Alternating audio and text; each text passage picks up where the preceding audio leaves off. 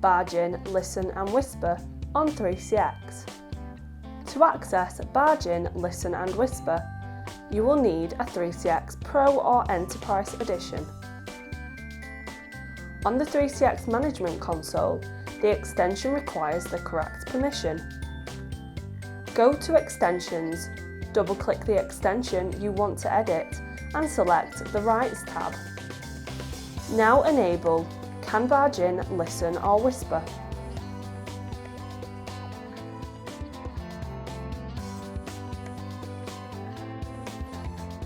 On the 3CX web client, go to Switchboard and navigate to the caller. Right-click on the caller's name and you will have the following options: Barge in, Listen and Whisper. Select Barge in if you want to start a conference call.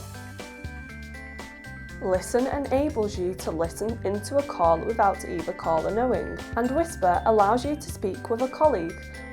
This is useful when you want to provide some valuable information.